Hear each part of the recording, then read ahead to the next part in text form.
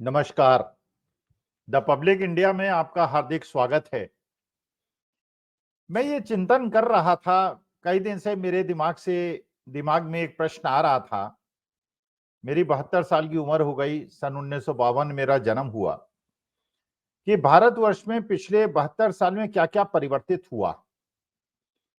किस प्रकार से सामाजिक संरचना में परिवर्तन हुआ? और मैंने ये नोट किया कि पिछले 10 साल को अगर छोड़ दिया जाए, पहले 62 साल में मैंने ऐसा प्यारा भारतवर्ष देखा था, ऐसा एकजुट भारतवर्ष देखा था। चाहे किसी का भी शासन रहा हो, पंडित जवाहरलाल नेहरू का शासन रहा हो, इंदिरा जी का शासन रहा हो, मोरारजी देसाई का शासन रहा, चरण सिंह, बहुत आई के गुजराल, अटल बिहारी वाजपेयी, सबके, मनमोहन सिंह, सबके शासन रहे। लेकिन मैंने भारत को एकजुट भारत देखा था।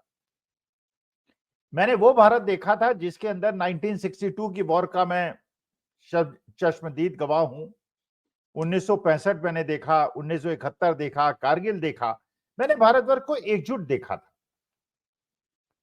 सुनियोजित रूप से पिछले 10 साल के अंदर जैसे देश को खंडित खंडित कर दिया गया, नॉर्थ और साउथ में खंड खंड कर दिया, हिंदू मुसलमान, हिंदू सिख, हिंदू क्रिश्चियन, इन सब में देश को बांटा गया, राजनीतिक हित के लिए बांटा गया, राजनीतिक लाभ के लिए बांटा गया।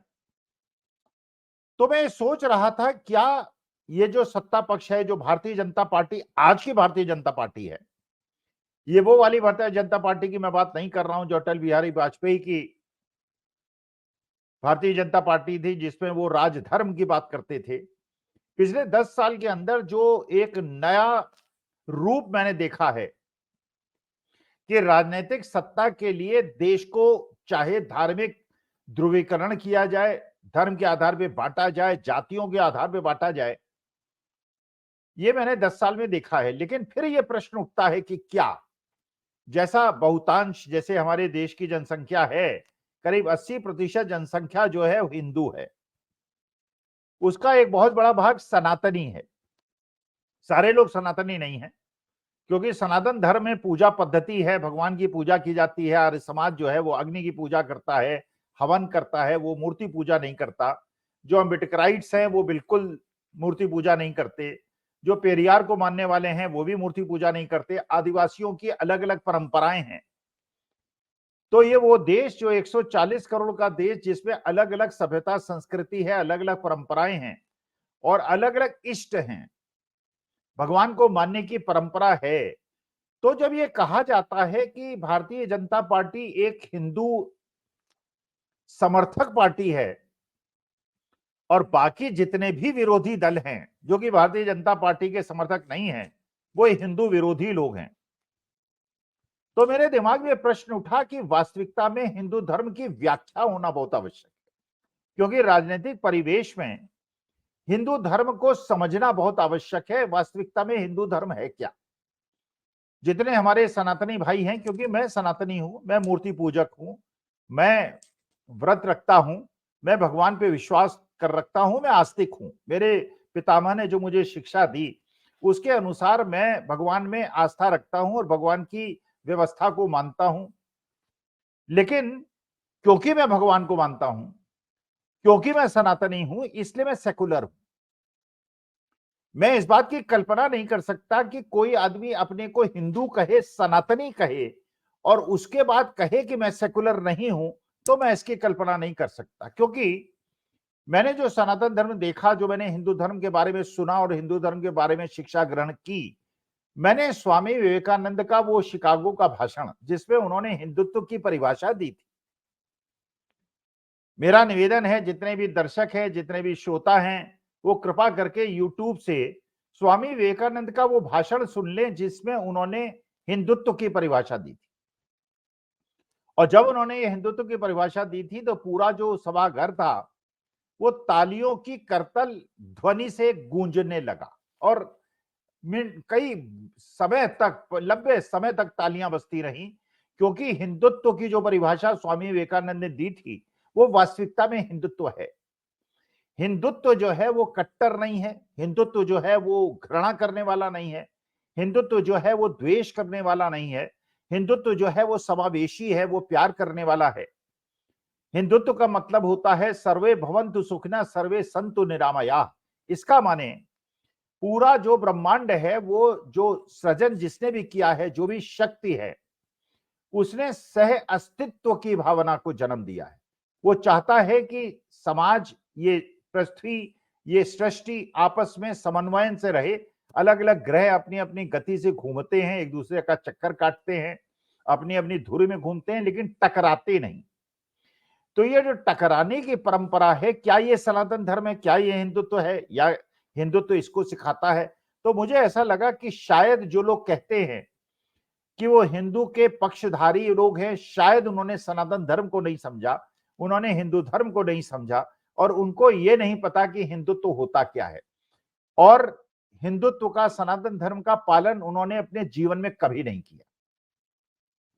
हिंदुत्व का मतलब है प्यार, मोहब्बत, वसुधैव कुटुंबकम। भगवान श्री कृष्ण ने क्या कहा था? भगवान श्री कृष्ण ने गीता में जो कहा, उन्होंने कहा मैं परब्रह्म हूं, मैं परमेश्वर हूं।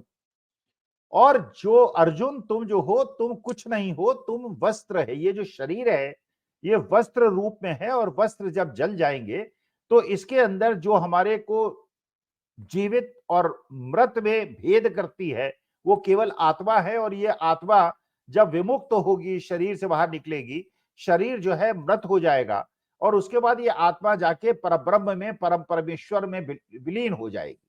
आत्मा जो है वो नश्वर है। ये सनातन धर्म का मूल है। तो अगर ये सनातन धर्म का मूल है, भगवान श्री कृष्ण ने अर्जुन से ऐसा कहा था, तो चाहे वो हिंदू हो, चाहे वो मुसलमान हो, चाहे वो सिख हो, चाहे वो पारसी हो, चाहे वो ईसाई हो, चाहे वो सफेद रंग का हो या भूरे रंग का हो या काले रंग का हो, हम सब सनातन धर्म के अनुसार, हिंदू धर्म के अनुसार परमेश्वर के अंश हैं। तो क्योंकि मैं अपने धर्म को मानता हूं, अपने धर्म को जानता हूं, तो मैं तो जो भगवान कृष्ण की वाक्य हैं, मैं उनको अपना ध्येय मानता हूं और उनको अपने लिए आदेश स्वरूप मानता हूं।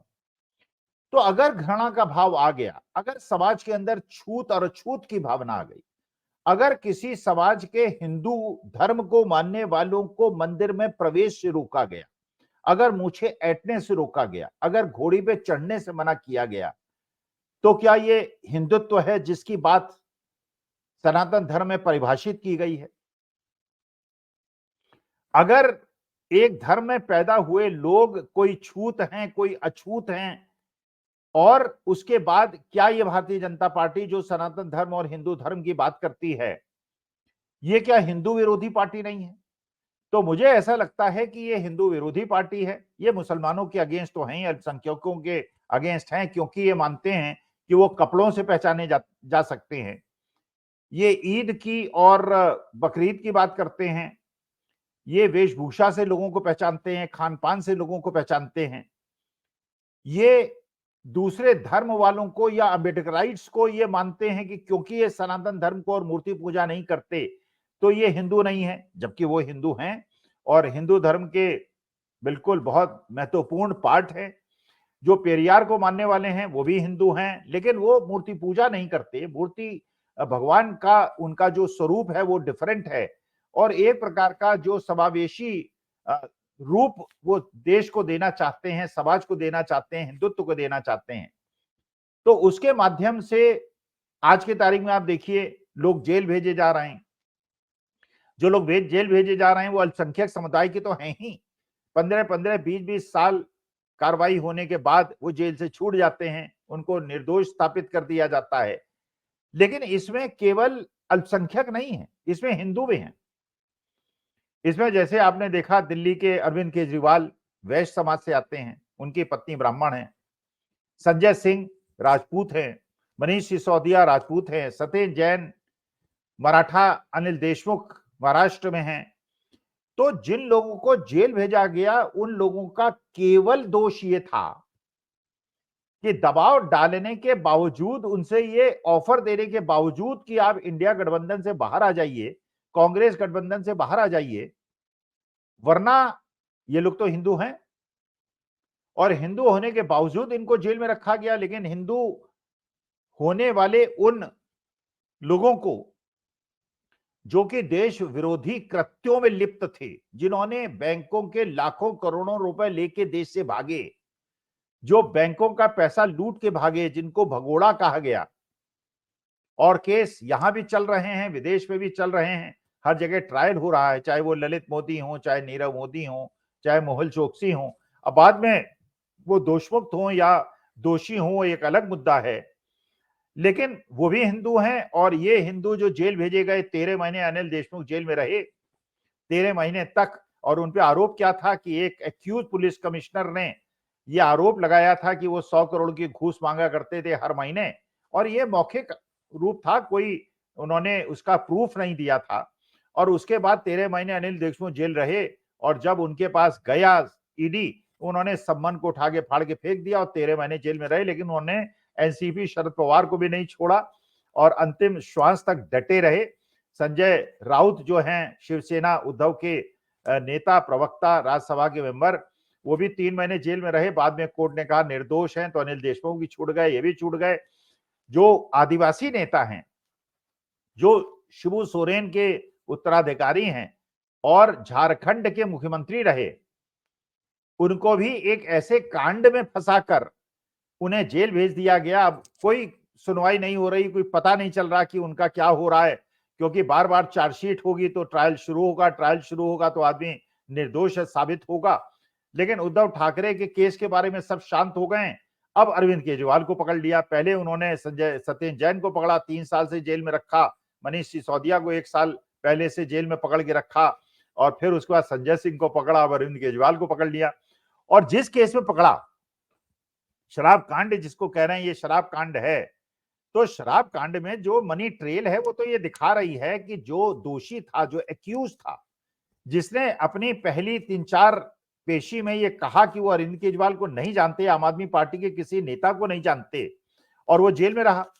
जेल में रहने के बाद उस पर दबाव पड़ा, बड़े घर का आदमी है, आप जानते ही हैं, वो कंपनी जो है बहुत अरविंदो फार्मा लाखों करोड़ की कंपनी है, मार्केट कैपिटलाइजेशन बहुत बड़ा है, प्रोमोटर स्टेक काफी ज्यादा है, तो लाखों करोड़ के लोग हैं। जेल रहने में उनको परेशानी हुई, उन्होंने सरकारी गवाह बन गए। अरविंद केजरीवाल का शुरू में 3-4 बार उन्होंने नाम नहीं लिया था, फिर उन्होंने नाम ले लिया, और उनकी गवाही के आधार पर अरविंद केजरीवाल को जेल कर दी गई। कोई प्रूफ नहीं, केवल गवाही के आधार पर जो उन्होंने कन्फेशनल स्टेटमेंट दिया। और जो दोषी थे, शरद चंद्र रेड्डी साहब, जो जेल रहे, उनको बेल मिल गई, और बेल किस आधार पे मिली कि उनके कमर में दर्द होता है। अब सुनवाई हो रही है केजरीवाल साहब की, बार बार आके ईडी कह देती है कि हमको जवाब देने में और टाइम चाहिए, टाइम लेते जाएंगे। सत्येंद्र जैन भी परेशान, संजय सिंह भी परेशान, उनका परिवार भी परेशान, उनके बच्चे भी परेशान, मनीष सिसोदिया भी, अरविंद केजरीवाल भी। तो इसका मतलब ये है कि वो लोग जो हिंदू हैं, जो सनातनी हैं, जिन्हें हनुमान चालीसा आती है, जो भगवान में भक्ति करते हैं, भेद ये नहीं है कि कौन हिंदू है, कौन मुसलमान है, कौन सिख है, कौन ईसाई है। इनका असली मकसद ये है कि कौन इनके राजनैतिक मार्ग में बाधक है। तो जो लोग अल्पसंख्यक हैं लेकिन इनके राजनीतिक मार्ग में इनके साथ हैं, उनको ये टिकट देने में, उनको राज्यसभा भेजने में इन्हें कोई परेशानी नहीं है। लेकिन अगर इनके राजनीतिक मार्ग में बाधक हैं, तो आदिवासी हों, दलित हों, ब्राह्मण हों, ठाकुर हों, ओबीसी हों, यादव हों, कोई हों, जाट हों, ये एमएसपी को, ये किसानों को एमएसपी देने के लिए तैयार नहीं है। ये अग्निवीर योजना पे बात करने के लिए तैयार नहीं है। ये जो ओल्ड पेंशन स्कीम है, जिसको उन्होंने खत्म कर दिया, और लाखों सरकारी कर्मचारी गुहार लगाते रहे, बार बार ये कहते रहे कि ओल्ड पेंशन स्कीम आनी चाहिए और न्यू पेंशन स्कीम लाए हैं, इससे तो हम लोग बुढ़ापे में भूखे मर जाएंगे। इसका माने आप उनको प्रोत्साहित करना चाहते हैं कि जिनको सरकारी नौकरी मिले वो नंबर 2 से पैसा कमाएं, जिससे उनको पेंशन की आवश्यकता न रहे। जहां जहां कांग्रेस की सरकार बनी, चाहे वो राजस्थान थी, चाहे वो छत्तीसगढ़ थी, वहां पे उन्होंने ओल्ड पेंशन स्कीम लागू कर दी थी। और जैसे ही बीजेपी की सरकार आई, ओल्ड पेंशन स्कीम खत्म कर दी गई। तो क्या सरकारी एम्प्लॉइज को ये मैसेज देना चाहते हैं कि आपकी मांग के बावजूद हम आपको ओल्ड पेंशन स्कीम नहीं देंगे? अग्निवीर योजना में जहां बच्चों को पहले 15-20 साल की नौकरी मिला करती थी और अच्छे तनख्वाह मिलती थी, पेंशन मिलती थी, सम्मान मिलता था, मेडिकल फैसिलिटीज मिलती थी। अग्निवीर योजना के अंदर 4 साल की नौकरी होगी, उसके बाद केवल 1/4 को आगे जारी रखा जाएगा, 3/4 को निकाल दिया जाएगा। और निकाला जाएगा या नहीं निकाला जाएगा, इसके आधार पर इन जवानों को जितना भी इनका शोषण हो सकता है वो होगा। जो इनसे कहा जाएगा वो इन्हें करना पड़ेगा। जब युद्ध होगा तो सबसे सीमा में आगे इनको खड़ा कर दिया जाएगा, जिससे दुश्मनों के वारों को वो झेलें, और जो परमानेंट कमीशन के लोग हैं वो पीछे रहें, वरिष्ठ अधिकारी पीछे रहें। और उसके बाद जब उनकी शहादत हो जाएगी तो उनको कोई सम्मान देने की आवश्यकता नहीं, कोई उन्हें शहीदी स्तर का वो नहीं देने की आवश्यकता नहीं, कोई पेंशन देने की आवश्यकता नहीं।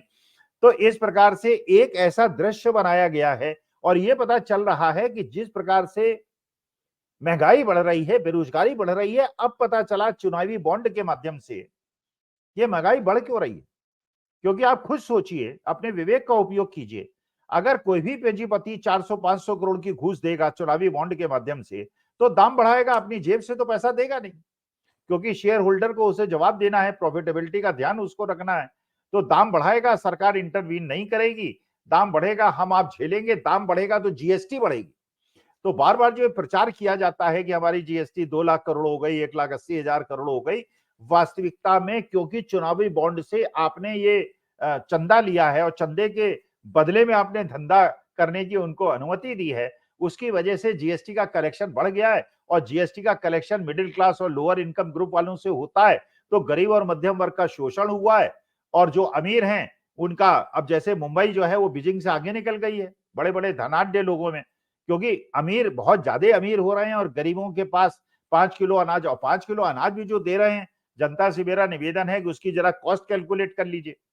कॉस्ट जितनी है उससे 6 गुना ज्यादा तो आप जीएसटी में कलेक्शन सरकार को देते हैं। पेट्रोल डीजल में, पेट्रोल जो क्रूड ऑयल है उसके दाम आधे हो जाने के बावजूद आपके पेट्रोल डीजल के दाम जो है कम नहीं हुए। इसका मतलब यह है कि जो कंपनियां जिन्होंने चुनावी बॉन्ड में पैसा दिया, उन्होंने कीमतों को बढ़ाया, महंगाई को बढ़ाया, महंगाई को बढ़ाया तो जीएसटी बढ़ा, जीएसटी बढ़ा तो सरकार की जेब भर गई। कॉर्पोरेट टैक्स जो पूंजीपति देते हैं, और वो पूंजीपति देते हैं जो कि प्रॉफिटेबल कंपनीज होती हैं और बड़ी कंपनीज होती हैं, उनके कॉर्पोरेट टैक्स को कम कर दिया गया। कॉर्पोरेट टैक्स में करीब हर साल में करीब 1.5 लाख करोड़ का नुकसान सरकार को हुआ, लेकिन जो नुकसान हुआ उसको जीएसटी में दामों को बढ़ाकर और नई नई चीजों पे जीएसटी लगा के गरीब जनता और मध्यम वर्ग से ले लिया गया। यह भी देखा गया कि ये जो दवाएं हम लोग खा रहे हैं, पिछले 2-3 साल से देख रहे हैं, ये दवाएं असर क्यों नहीं कर रही, ब्लड प्रेशर कम क्यों नहीं हो रहा, ब्लड शुगर कम क्यों नहीं हो रहा। बाद में पता चला कि जो मल्टीनेशनल कंपनीज हैं जो ये दवाइयां बनाती हैं, ये निकाला, जब टेस्टिंग हुई तो पता चला ये तो सब स्टैंडर्ड दवाइयां हैं। और जब पता चला कि सब स्टैंडर्ड दवाइयां हैं, उनको बताया गया कि सब स्टैंडर्ड दवाइयां हैं, फिर उन्होंने चुनावी बॉन्ड खरीदे। और चुनावी बॉन्ड खरीदे तब से ये बात होनी बंद हो गई कि ये सब स्टैंडर्ड दवाइयां हैं। हम लोगों ने सब स्टैंडर्ड दवाइयां खाई, इसलिए हमारा ब्लड प्रेशर कंट्रोल नहीं आया, हमारा शुगर कंट्रोल नहीं आया। सब स्टैंडर्ड दवाइयां हम लोग खाते रहे, चुनावी बॉन्ड से सरकार को पैसा मिल गया, उनको धंधा मिल गया, उन्होंने दाम बढ़ाए और दाम बढ़ा के गरीब और जो मध्यम वर्ग था उसका फिर शोषण किया।